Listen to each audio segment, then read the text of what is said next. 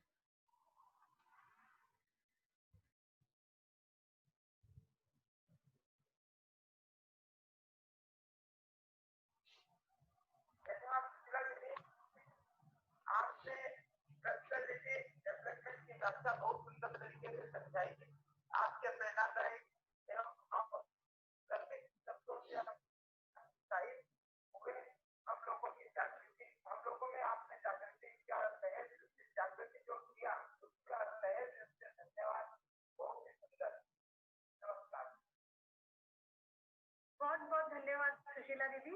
ABCD के माध्यम से आपने बातों को इतनी बारीकी से समझाया है कि मन को भा गया है। हम लोग जरूर निश्चित रूप से आपकी बताई हुई एबीसीडी पर चलने का भरसक प्रयास करेंगे। बहुत बहुत धन्यवाद।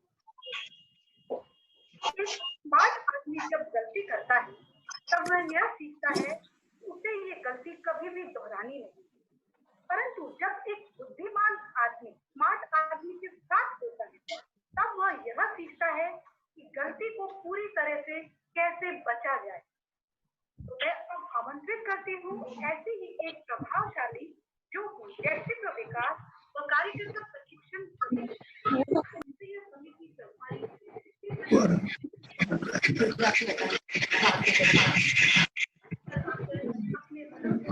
हमारे समक्ष रहे। अमृता दीदी को जब से मैंने देखा है यही जाना है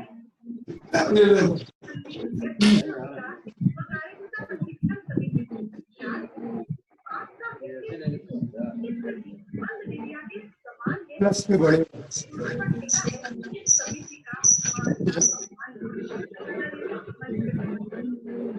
मिनट में नम्रता का नाम लेना भूल गई थी।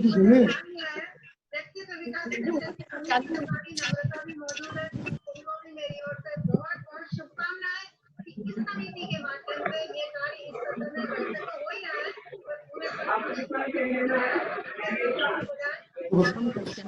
पूरे इसको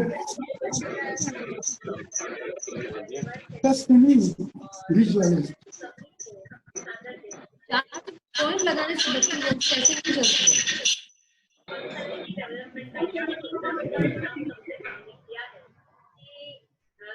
यदि आप इसको पूरा यदि चरितार्थ कर ले तो इसके आगे कुछ भी नहीं बचता। तो पर्सनैलिटी डेवलपमेंट की उसी बातों का सबने पालन करें। पूरा गागर में सागर समेटता हुआ उसका वक्तव्य था तो सभी उसको बहुत ध्यान से पालन करें। मैं उसमें से सिर्फ एक टॉपिक टाइम मैनेजमेंट को पिक करना चाहती हूँ। समय प्रबंधन जो कि हमारी आज की आवश्यकता है तो आप सभी के लिए मैं कुछ टिप्स समय प्रबंधन पे देना चाहूंगी क्योंकि आज हमारे बीच एक स्पेशल गेस्ट आई हुए हैं तो हम चाहेंगे कि ज्यादा समय उनको मिले। तो मैं वीडियो अपनी बात रखना चाहूंगी। हेलो कविता जी आप मेरी आवाज सुन रही हैं? हाँ हाँ सुन रही हूँ मैं। Okay thank you.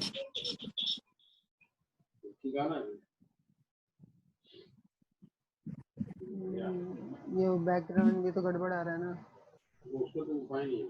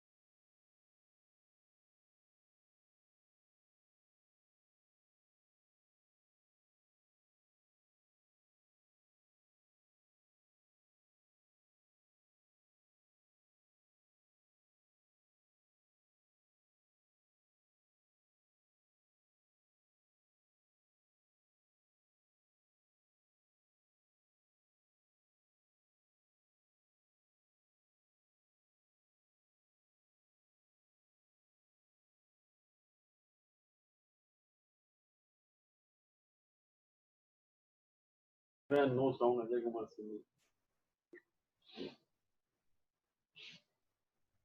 On कर दे चार्ज नहीं है.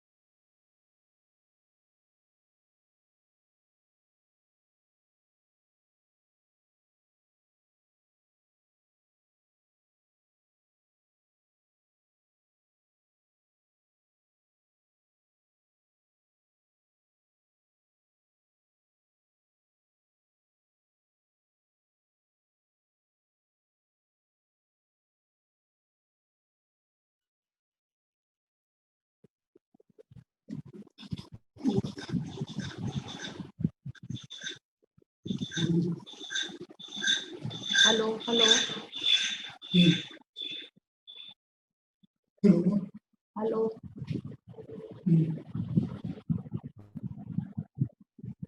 आपको कुछ भी नहीं सुनाई दे रहा है, हम लोग कुछ बोल रहे हो क्या?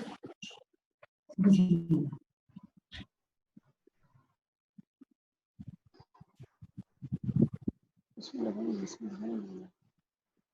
ये बोले कि अरे रुको रुको,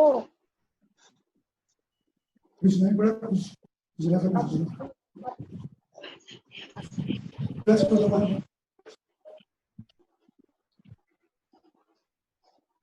ये है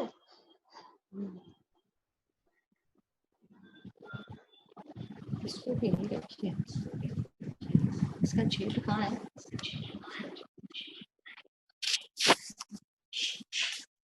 आपको देखिए, वो बोलेंगे तो आपको मालूम पड़ जाएगा तो हो जाएगा।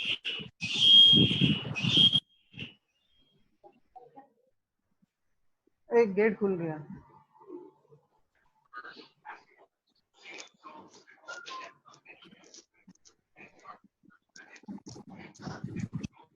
सबको जय श्री कृष्णा सुनाई दे रहा है? हाँ दे रहा है। नहीं, सबके मैसेज आ रहे हैं नो साउंड, तो अब हम लोग कुछ बोल नहीं रहे इसीलिए कोई साउंड नहीं आ रहा है। बस प्रोग्राम शुरू होने वाला है, तब साउंड आ जाएगा सबको। रेखा जी स्टार्ट करेंगे।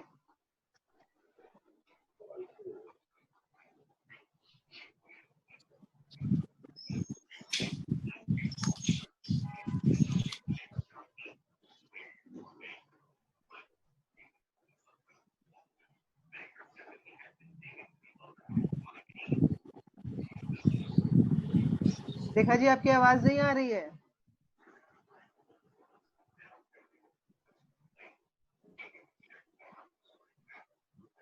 रेखा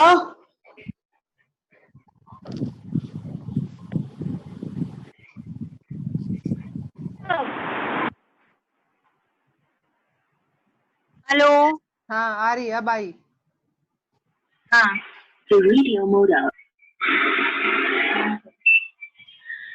हमें लगता है कि प्राय काफी जन आ गए हैं, तो हम समय से अपना कार्यक्रम शुरू करते हैं। ले लो जय श्री, एक बार माँ को बुला। जय श्री कृष्णा, जय महेश। माहेश्वरी महिला समिति की ओर से मैं रेखा मेमानी जूम प्रेक्षागृह में आए हुए सभी अतिथियों का स्वागत करती हूँ। जैसा कि आप सबको विदित है कि अधिक मास में हमें गीता जी का सार सुनने का मौका मिल रहा है। वैसे 55 साल पुरानी हमारी यह समिति वर्षों से धार्मिक, सांस्कृतिक, व्यवसायिक और शिक्षा के क्षेत्र में कुछ न कुछ काम करती आ रही है, और तभी इसे 500 से 600 के करीब मेंबर होने का गौरव भी प्राप्त है। और सभी मेंबर्स को भी धन्यवाद देती हूँ जिनके सहयोग से ये समिति आज इतनी आगे बढ़ी है और नित्य निरंतर कुछ न कुछ नया हम करने की सोच रखते हैं। हमारे भी कई प्लान्स थे, जैसा कि आप जानते हैं हर साल जब भी अधिक मास आता है हम कुछ न कुछ योजना लेकर आते हैं और समय कुछ न कुछ नया सिखा देता है। आज खुशी इस बात की ज्यादा है कि समय के साथ हमारी सभी बहनों ने कितना कुछ सीख लिया। जो कंप्यूटर से दूर रहती थी, कुछ भी नहीं जानती थी, आज वो फोन पे, जूम ऐप पे कितनी अच्छी तरह से चला रही हैं और हमेशा मीटिंग्स अटेंड करने में आगे से आगे रहती हैं। तो यही होता है कि समय सब कुछ सिखा देता है, समय बड़ा बलवान होता है। आज का यह कार्यक्रम 9 दिवसीय कार्यक्रम जो हमने लिया है गीता जी का सार सुनने का, तो हम सबका परम सौभाग्य है और इसके बारे में हम चर्चा करेंगे। लेकिन सबसे पहले मैं चाहूंगी हमारी अध्यक्षा श्रीमती जमुना जी हेड़ा का स्वागत, वर्षा जी उपाध्यक्षा मुझे दिखती नहीं है, अगर आई हैं उनका भी स्वागत, मैं सबका स्वागत करती हूँ। और सबसे पहले दीप प्रज्वलन करके हम अपने आज के इस कार्यक्रम की शुभ शुरुआत करेंगे। तो मन में यह विचार आया कि हमारे बीच एक ऐसी शख्सियत भी है जिन्होंने श्री भागवत जी लिखने का बीड़ा उठाया और सफलता पूर्वक उसे निभाया। जी हाँ, श्रीमती कृष्णा जी मुंद्रा, मैं उन्हें आमंत्रित करती हूँ कि वे दीप प्रज्वलन करके हमारे आज के इस कार्यक्रम की शुरुआत करें। और सभी लोग अपने घर में बैठ के एक बार हाथ जोड़कर संकल्प ले लें कि 9 दिन हम बहुत ही अच्छे तन मन से गीता जी का साथ सुनेंगे और इस कार्यक्रम का आनंद लेंगे। ये क्यों आ रहा है? भगवान महेश की जय। हम सभी बोलेंगे अपनी अपनी जगह से। आप लोग भले ही म्यूट है, लेकिन भगवान महेश का ध्यान कर ले, हमारे आराध्य देव। बोल श्री भगवान महेश की जय।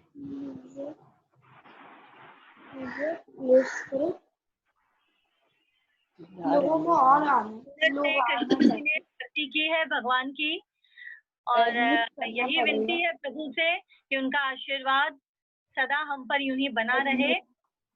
माहेश्वरी होने का गौरव भी हमें सदा यूं ही बना रहे हमारे हृदय में। सामने कृष्णा जी वाला दिखा रहा है ना, मैं तो इसमें स्पॉटलाइट वाला समझ में आ गया।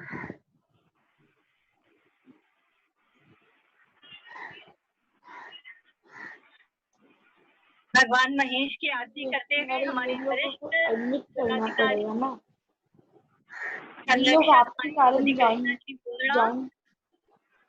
यार ये लोगों को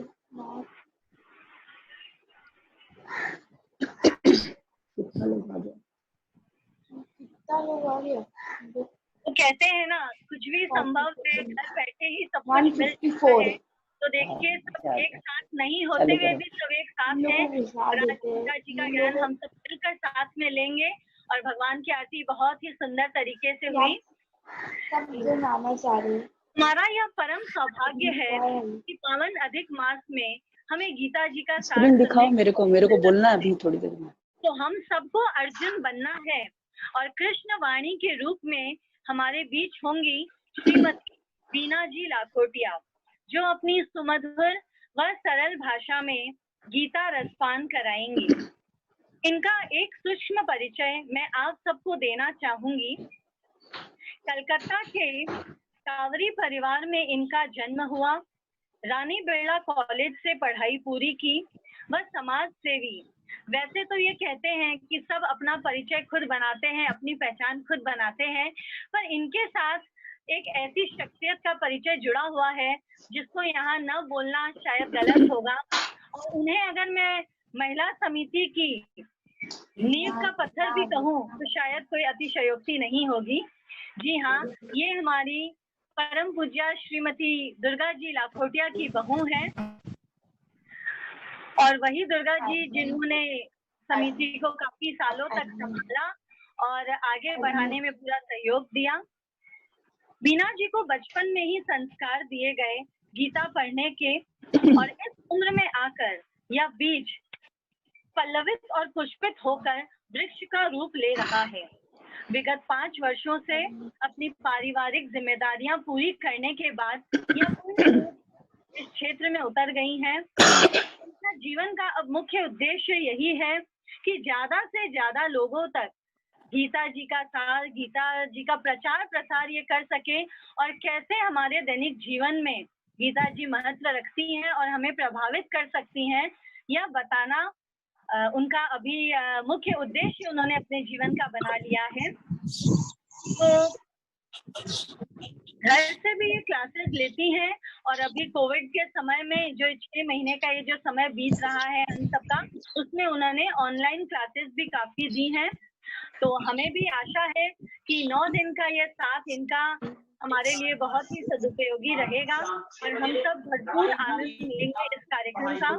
और अब ज्यादा समय न लेते हुए मैं हमारी अध्यक्षा श्रीमती जमुना जी से कहूंगी कि वे भी 2 शब्द कहें और कार्यक्रम को शुरू करें।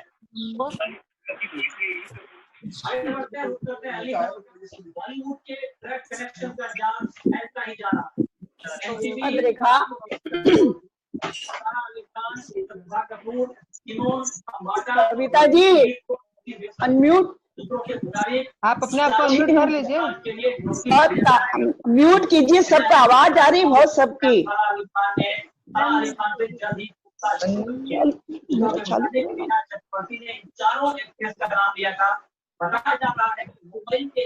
किसी की टीवी चल रही है।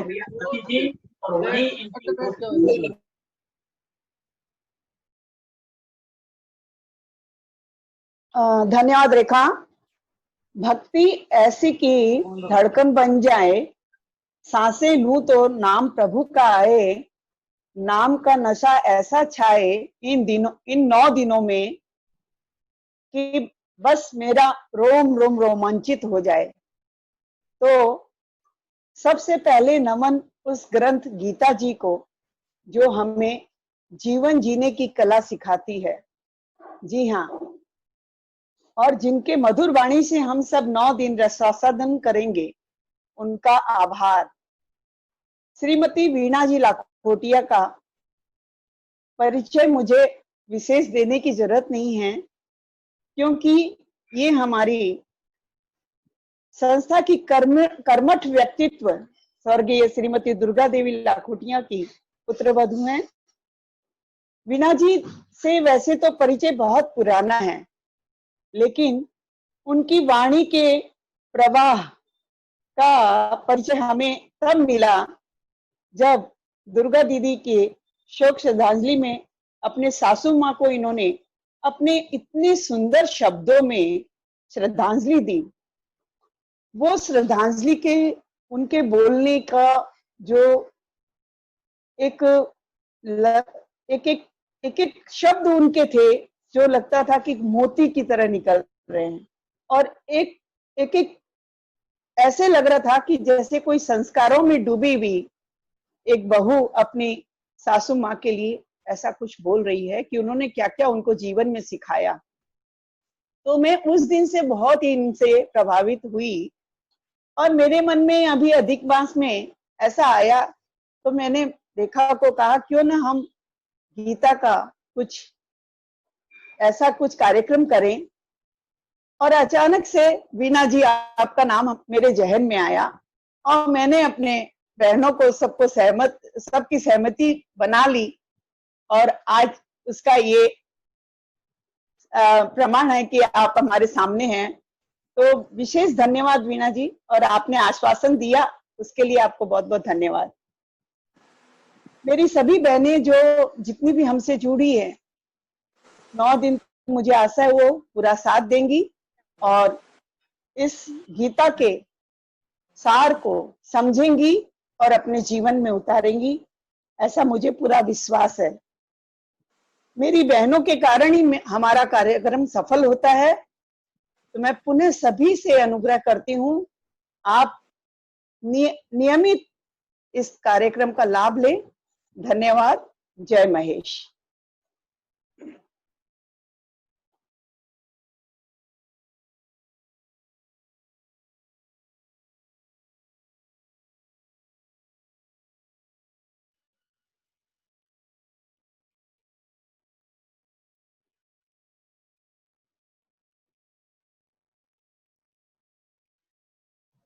रेखा जी आवाज नहीं आ रही है। रेखा जी आवाज नहीं आ रही आपकी। मैं चाहूंगी कि वीणा जी को अनम्यूट करें। वीणा जी अपने आप को अनम्यूट कर लीजिए आप।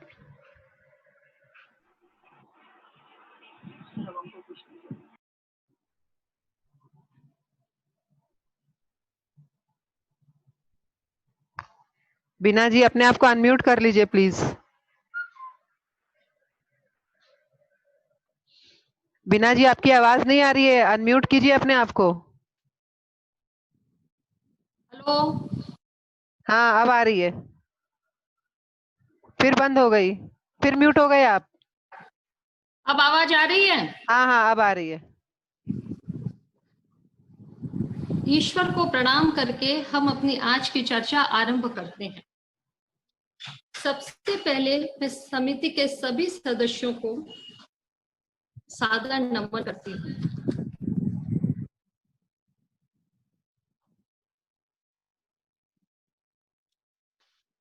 आज मैं अपने आप को इतना गौरवान्वित महसूस कर रही हूँ कि जिस महिला समिति में आज से 50 वर्ष पूर्व मैंने संगीत की शिक्षा प्राप्त की थी, उसी महिला समिति के मंच पर मां शारदा की असीम कृपा से मुझे गीता की चर्चा करने का सौभाग्य प्राप्त हुआ है। वैसे तो रेखा जी ने मेरे बारे में या जमुना जी ने जो कुछ भी कहा वो ठीक है, लेकिन सच्चाई यह है कि सबके अंदर ज्ञान भरा पड़ा है, सबके अंदर विचार और भावनाएं कूट कूट कर भरी पड़ी हैं। परमपिता परमात्मा जिसके शब्दों को मुखरित कर देता है, उसकी आवाज सब तक पहुंच जाती है। जो कुछ भी है सब उसी की कृपा की देन है। इसमें हमारा या आपका किसी का कोई योगदान नहीं है। जो है सब ऊपर वाले की कृपा का खेल है। एक बार फिर से आप सबों को धन्यवाद देते हुए हम अपनी चर्चा आरंभ करते हैं। भगवत गीता के बारे में आप सब जानते हैं कि द्वापर युग में आज से 5000 वर्ष पूर्व महाभारत नाम के ऐतिहासिक ग्रंथ में कृष्ण ने अर्जुन को जो उपदेश दिए उन्हें हम भगवत गीता के नाम से जानते हैं। उस समय की परिस्थितियां अलग थी, सोच अलग थी, माहौल अलग था, लेकिन इतने वर्षों के बाद भी आज भी गीता का ज्ञान हमारे जीवन में मार्गदर्शन करने में उतना ही अधिक समर्थ और सक्षम है जितना कि उस समय था, बल्कि कहीं आज इस ज्ञान की उपयोगिता पहले से कहीं अधिक है। यूं समझिए कि मनुष्य धरती पर आया है, उसके जीवन जीने का संविधान है श्रीमद् भगवत गीता। जीवन जीने की शैली का नाम है गीता। जीने के बाद मृत्यु तो सुनिश्चित है, और जब जीवन भी जीना है हमें, तो हम सुखी रहेंगे कि दुखी रहेंगे, और मृत्यु के पश्चात हमारी क्या गति होगी। जैसा कि आप लोगों ने संस्था के कार्ड में लिखा है कि कमजोर तू नहीं है, तेरा वक्त है, तो यह हमारे हाथ में है अपना वक्त निर्माण करना। हमारे कर्मों पर निर्भर करता है हमारा वक्त। अपना वक्त बनाने वाले हम खुद हैं, हमारी तकदीर बनाने वाले हम खुद हैं। इसीलिए गीता का ज्ञान जितने कम उम्र में हासिल किया जाए, आगे का पूरे जीवन का समय हमें मिलता है उस ज्ञान पर अमल करके चलने का। हम जीवन में जितनी देरी से इस ज्ञान को समझेंगे, हम उतने ही लूजर रहेंगे। कोई यूं कहे कि ज्ञान बुढ़ापे की वस्तु है, कदापि नहीं। इस कार्यक्रम में मैंने अनेक युवाओं से भी अनुरोध किया कि कम से कम आप पहले दिन के क्लास में ये समझें कि श्रीमद् भगवत गीता है क्या।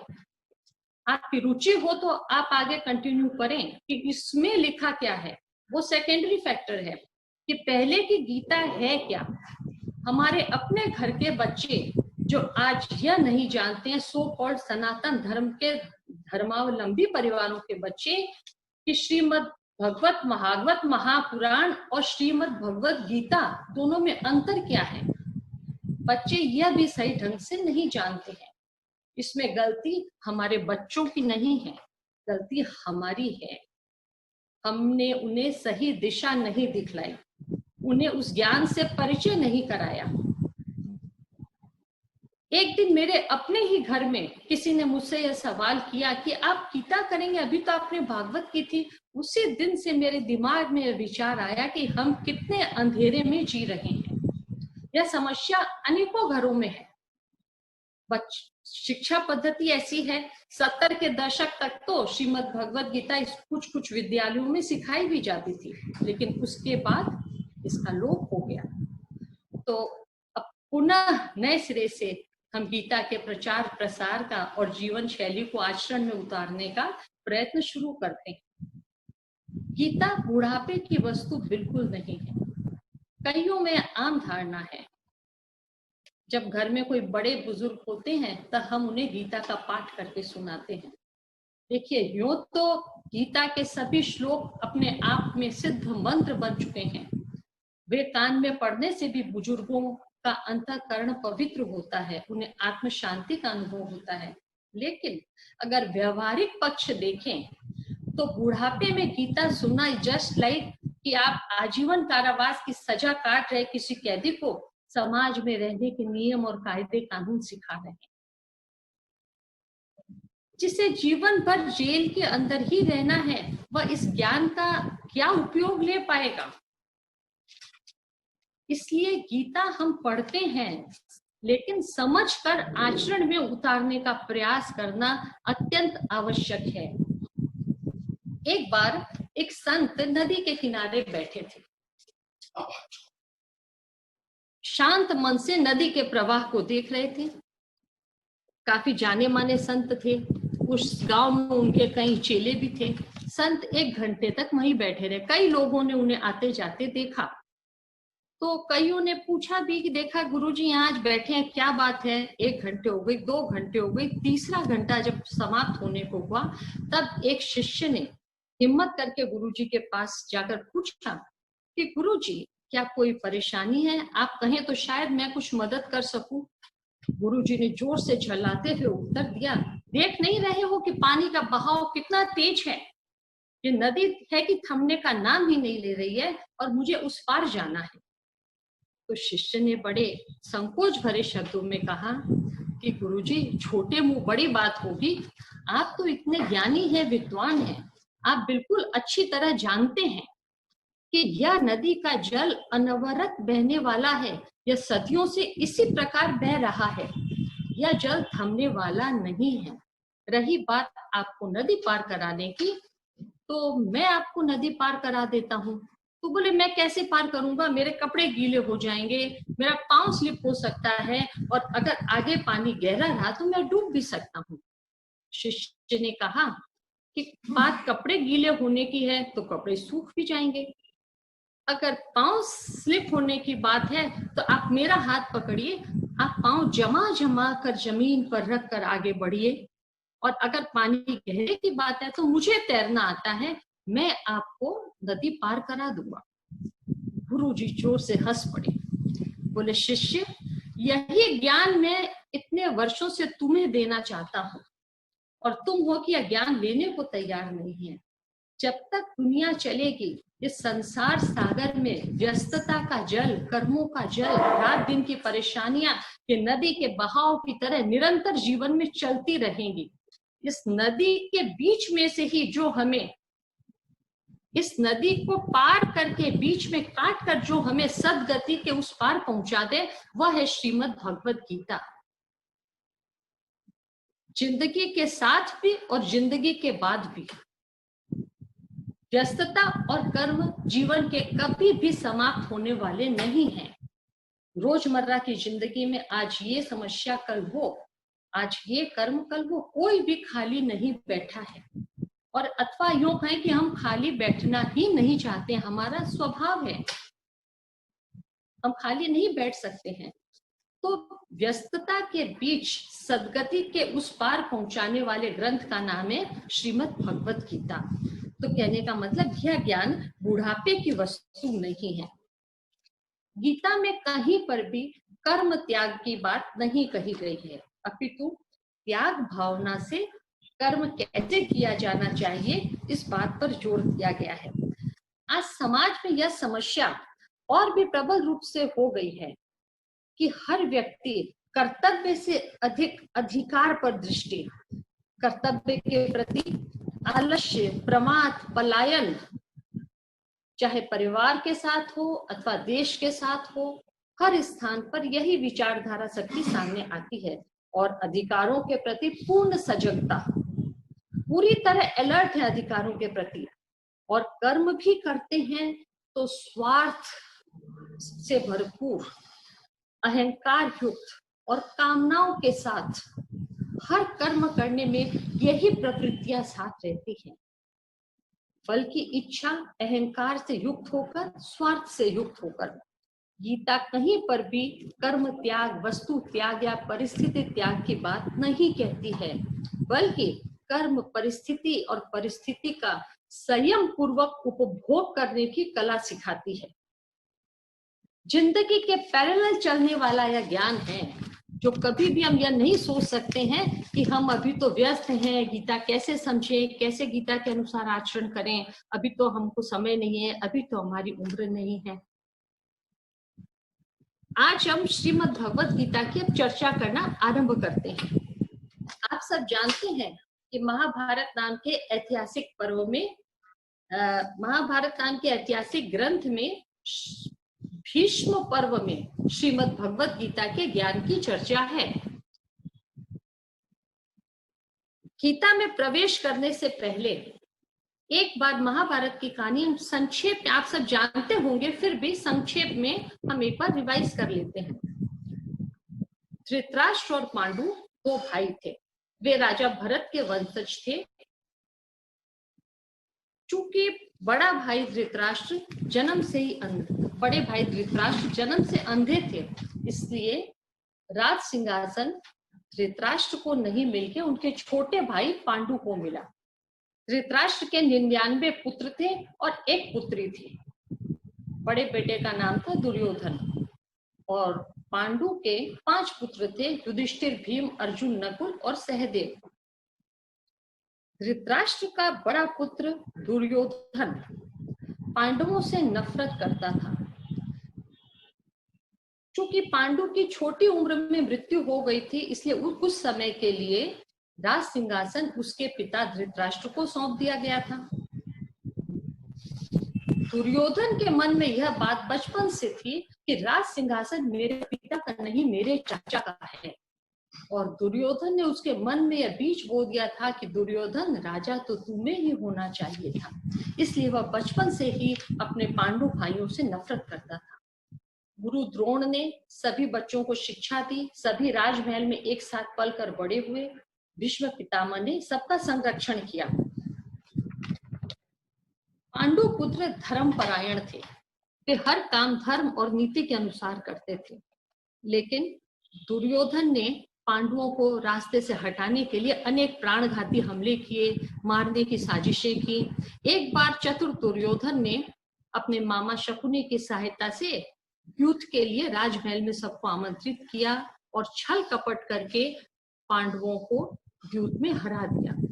पांडवों के समस्त अधिकार छीन लिए गए, यहाँ तक कि उनकी सती पत्नी द्रौपदी को भी निर्वस्त्र करने का प्रयास किया गया। लेकिन कृष्ण के दिव्य हस्तक्षेप के कारण वे इस कार्य में सफल नहीं हो पाए और अपने युद्ध में हारने की सजा पूरी करने के लिए उन्हें वनवास जाना पड़ा। पांडवों को 13 वर्षों के बाद वनवास से लौटने के पश्चात युधिष्ठिर ने धर्म सम्मत तरीके से अपने राज्य की मांग की, लेकिन दुर्योधन ने देने से इनकार कर दिया। और दुर्योधन ने अपने सचिव संजय को पांडवों को समझाने के लिए भेजा। समझाने क्या मतलब, इस तरह से समझाने के लिए भेजा कि पांडवों का पूरा मनोबल ही टूट जाए। एक तो वे संन्यास से इतने सालों से आए, प्लस द्रौपदी के साथ जो ऐसे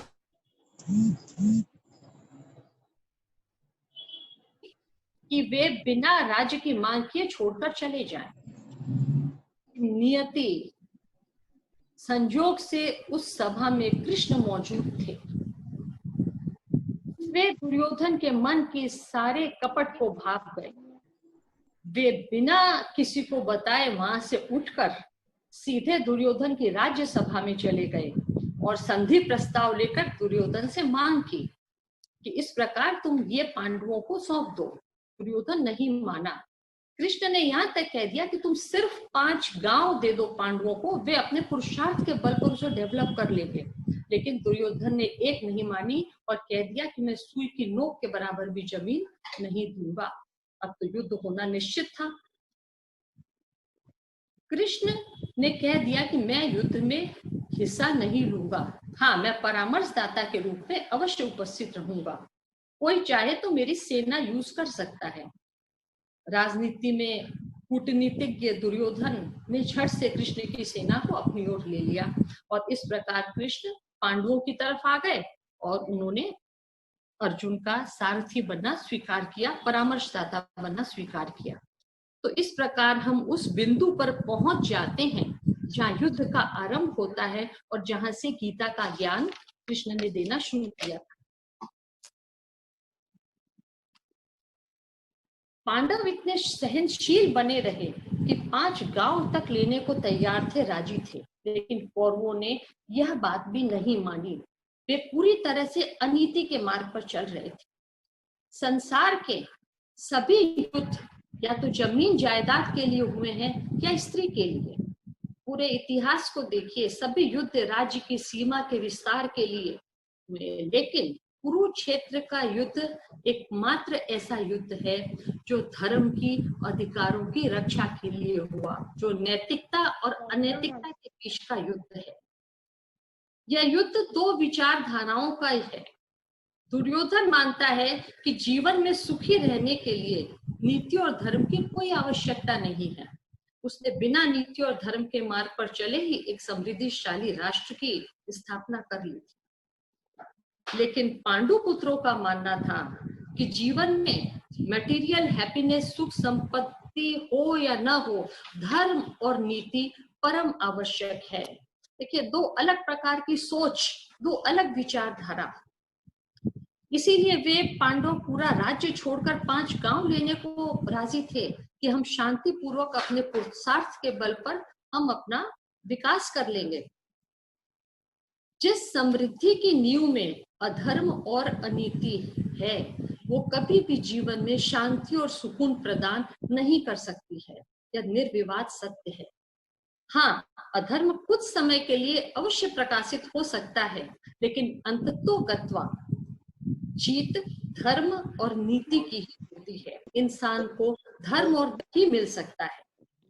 आज भी सैकड़ों वर्षों के बाद दुर्योधन जैसे लोग भी हैं। कुछ लोग सत्य है इंसान नीति पर चलना चाहते हैं, और कुछ लोग सुख, ऐशो आराम, अपनी भौतिक संपत्ति, उसके सारे जीवन बिताना चाहते हैं।